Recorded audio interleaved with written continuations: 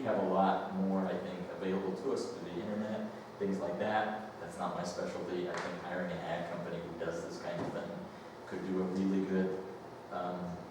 good campaign for our community. And you know, with the stipulations on this money, this is kind of what this is for. And it's, like I said, I think it's about our last thing to do as far as direct COVID relation. I'll entertain any thoughts or questions from the council. I do think it's a little steep, you know, $200,000, and I really would like to see our advertising done locally.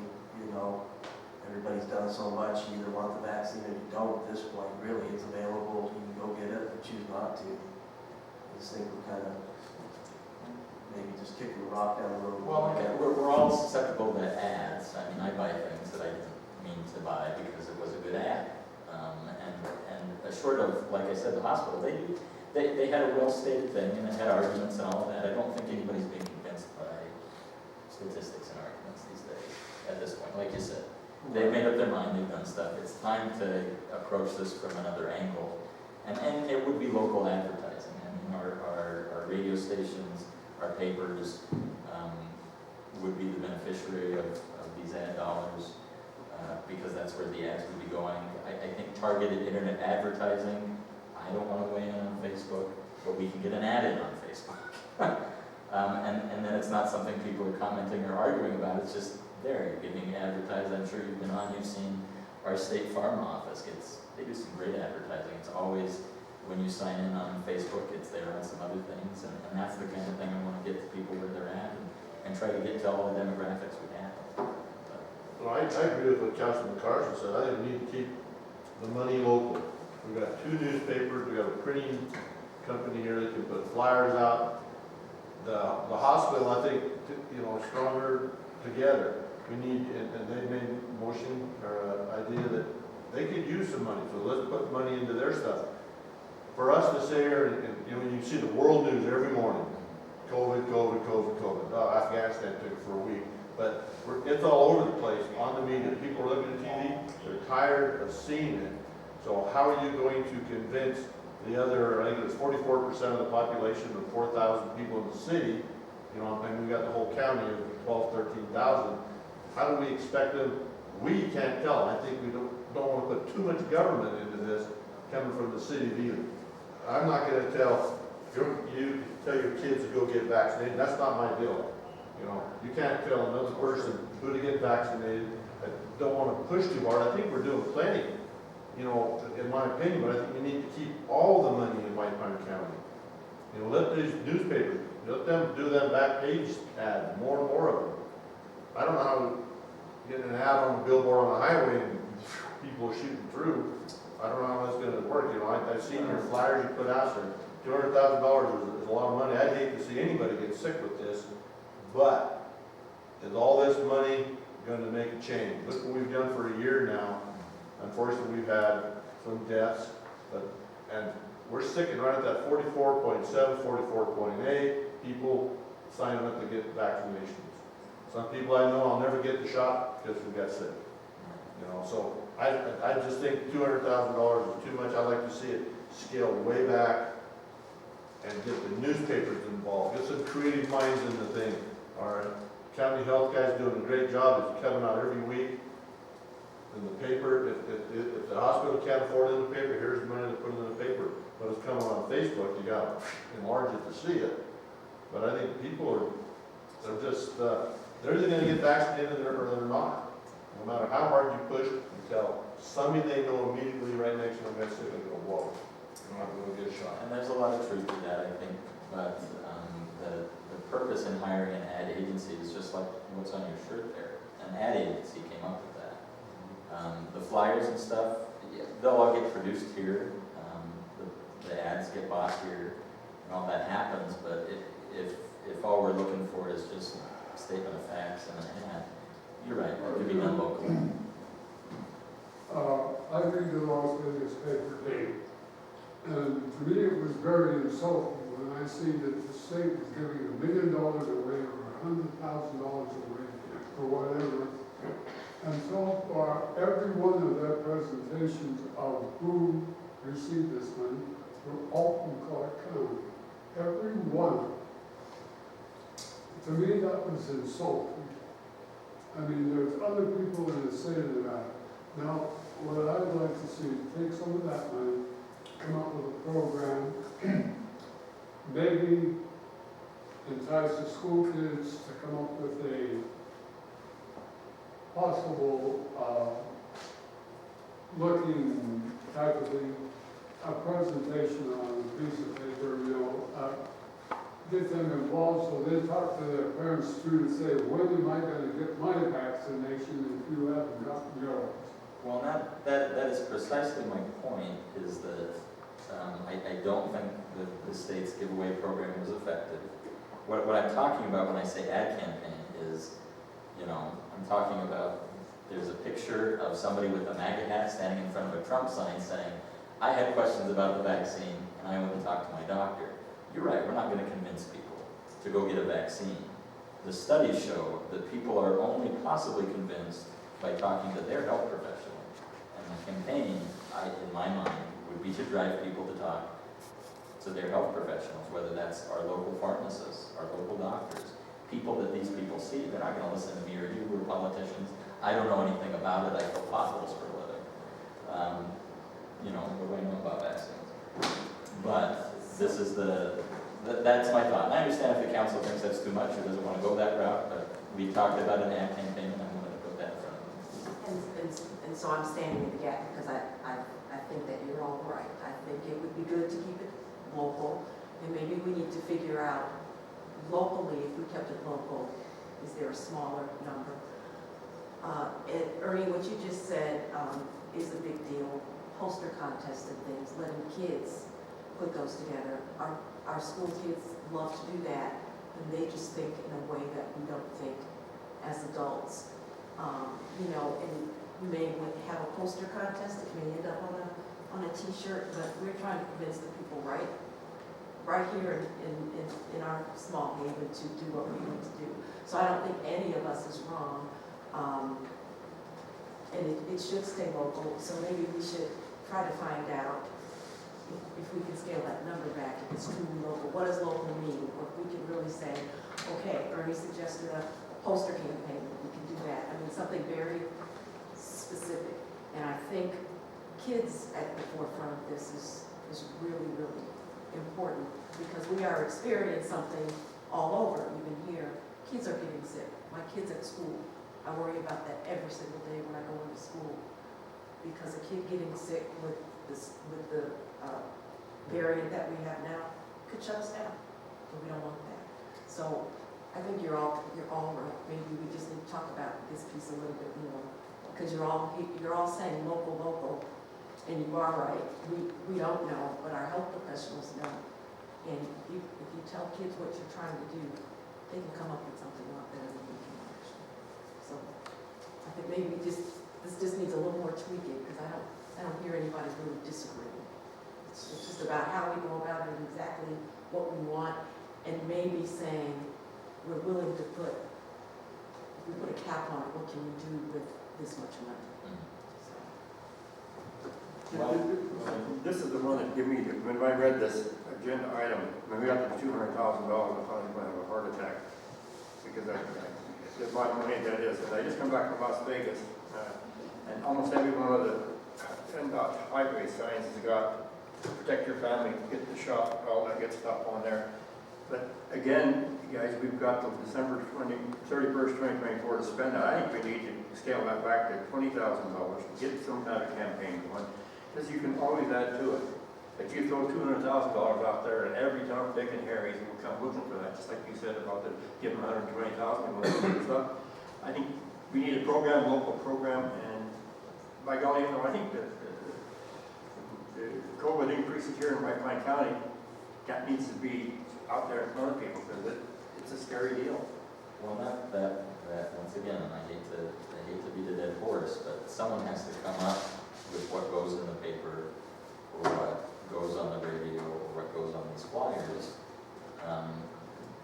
The ad companies I spoke with are Nevada companies. I don't think we should be sending our money out of state, and if we can keep it here locally, I agree with that. But those are my thoughts, and I think there's been a lot of discussion around these. So, I think if I can sum up on on all of these for the council. We were gonna put the first one back until next week so that we can see the percentages and stuff from Jeanette. And we're good. What did we decide on the fire EMS? Drop the word compensation. Drop word compensation, but in other words, we're gonna keep that in reserve. And then we're okay as a preliminary investment for these other nonprofits, the 10,000 for cash in the food bank. Is that correct? And then whatever the pledge of the council is on the vaccination awareness campaign. I think it's great. I really like what Ed did, going to the food cash and whatever he did. Come back, start with 10,000, come back, 7,000 times 12 is this, 120 they need. So we don't take away their donators all the time. I think that's great. And I think if we push on the awareness campaign, $20,000, our newspapers, let them be creative. They want to sell that back page, that's probably $200 page or more, so they can come up with some ideas. They go to the hospital, hey, we'll run it again for you.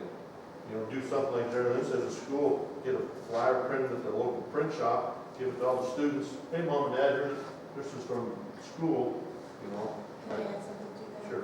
When you're at a football game, the guns with the t-shirts and things like that, we need our kids will wear that stuff, they'll do that stuff, because even our young kids are aware of that, and that would be something, because, we do that, we have a community that goes to all the games and other things, even something as simple as that. And we got a printing company, She does a good job getting that shit. If that's the feeling of the council, I would like approval from the council to have the permission to take the lead on that and try to go to those papers and people and try to get that. And I can report on that And if I can as help it comes. in any way, Sure. because I think it would be important for, at the charter school and the public school, to go and ask the kids what they might want to do and how they might want to contribute.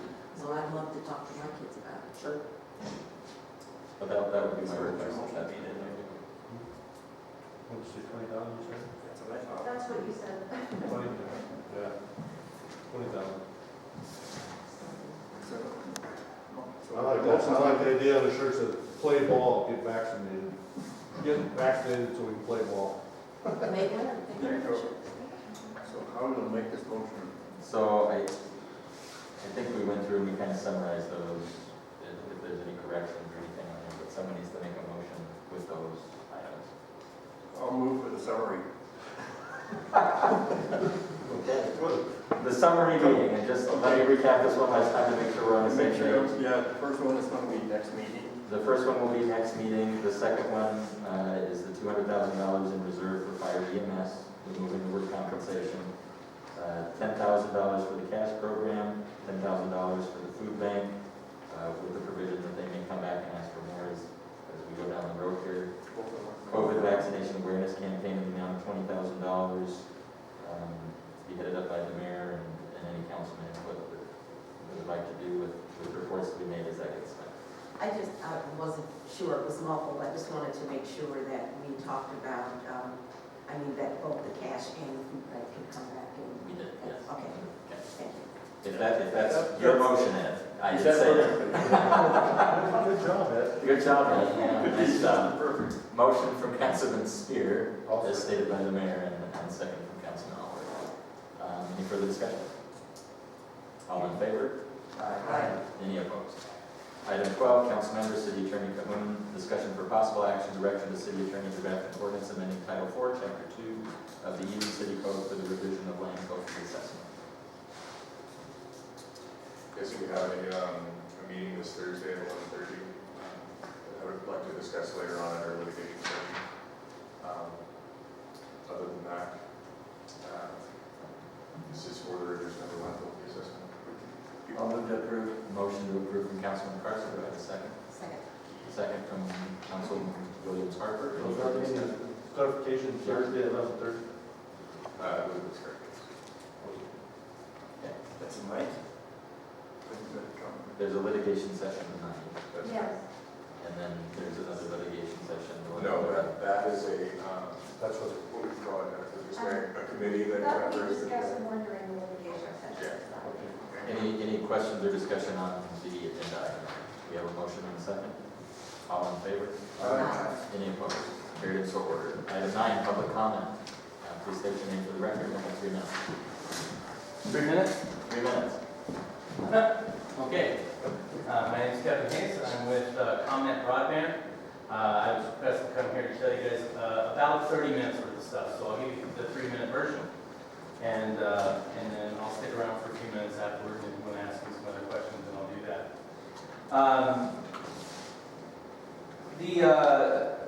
I just mentioned Kevin Hayes with Comment Broadband. You guys have heard the names Westnet, Geoverse, and Choice Broadband here in town. We are all the same company. We've been going through a bit of an identity crisis over the last about year and a half, so we've consolidated into Comment Broadband. So any of those names that you hear, they are all the same thing. We're working all together. As you, many of you know, we just opened a store about 2 blocks from here for the Choice Broadband service that is our direct-to-consumer solution, providing services throughout the county, from Baker to Lund to McGill, and everywhere throughout the city of Hinckley. I'm going to skip over some of the things that we've done since the time is limited, and I'm going to jump ahead to the specific request I got from Dr. Harper, and that was to talk about the Connect America Fund. Phase 2 reverse auction subsidy that Comment Broadband was awarded a couple of years ago and has been deploying broadband here in this community, under which we've been deploying broadband. So the question around Connect America Fund Phase 2 is what is it? And it's a federal subsidy in the form of a reverse auction. So essentially the FCC came out and said, hey, for how little can you serve all of these houses in these certain census blocks? And multiple bidders came in, and we happened to have the lowest per unit bid, and therefore we were awarded service territories in a significant portion of White Pine County. Areas in McGill, around the Airport Industrial Park, residential areas east of the hospital, some areas around the high school, up near the highway. In the Ely-Shoshone tribal area was awarded, and then across the highway east of that area, in that residential area, across the highway there. That is about, and then of course there was some service area just south of Blue Diamond as well. So most of it encompassed nominal amounts of homes. The significant portion of the homes inside of Ely and in fact a significant portion of those in McGill, the 2 most populous parts of the county as far as density of residents, were not on the list for various reasons from the FCC. Some of those probably had to do with the availability or arguable availability of AT&T DSL in those communities at the time. And Mr. Hayes, that's your 3 minutes. that's my 3 minutes. All right, thanks. It's been a pleasure. Thank you. Any other public comment? I'll take this now. Thank you.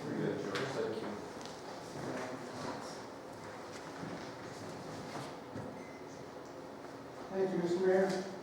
Mr. Mayor, I'm very disappointed what happened with the railroad. We have 2 members that sit on as board members, and as far as I'm concerned, they have a conflict. They can't really represent the city of Ely when they're taking care of the railroad. None of these other people said a doggone thing. Nothing. You keep handing money off that railroad and you're not getting any accountability back. It's about time that stopped. You folks need to step up to the plate. 10, 15 years ago, they were supposed to take care of the curb and gutter along Morrison Avenue. Still waiting.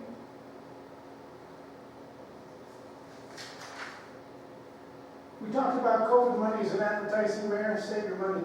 Your biggest problem in this community are 2 county commissioners in particular and 3 sheep. I have a sign on my window that says, please do not enter unless you wear a mask. When I confront the people, offer them a mask, George, don't worry. The commissioner said we don't have to wear one. That's all bull. Don't spend your money. Give it to the cash program. When you got a commissioner don't support the health official.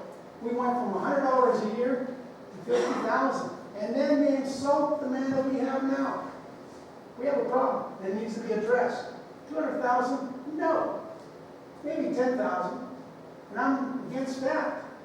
When you have problems with the county commission, that's where it all stems from. That needs to change. Mr. Mayor, I'm going to bring you forth a memo from November 9, 2006 in regards to whether or not the city's collected all rent and utilities from the Garner-Morgan file. Again, I'm tired of selective enforcement. I'm going to give you a memo from January 15, 2007 in regards to the railroad owning the White Pine Trailer Park, whether they collected all the utilities there. Again, selective enforcement, I'm doggone tired of it. Recently, I got a letter from the Regional Planning Commission Chairman, Mr. Charchalis, in regards to some of the complaints I had, and he says, we're in receipt of your letter, you need to be more specific. I haven't missed any meetings. They have a secretary that takes great minutes. I've showed him pictures. There's 6 of them, there's 1 of me. And he wants me to be specific? I am specific. Get rid of me. Again, we either have rules and regulations or we don't. My property is fenced off. I'm working on mitigating concerns that you folks have. But I can show you pictures, let alone why don't you go around town and see what's going on. I'm getting tired of the selective enforcement, Mayor. You need to step up to the plate, and you're not doing it. Thank you, George, that's your 3 minutes. I put in a request for information. I want some answers, Mayor. Those are your 3 minutes, sir, thank you. Any other public comment? Hearing and seeing none, I will entertain a motion for adjournment. Motion from Councilman Aller, do I have a second? I'll second that. Second from Councilman Spear, all in favor? All right. Any opposed? Meeting adjourned. Yes. Yes, I heard. Start this here, you'll sign just one page.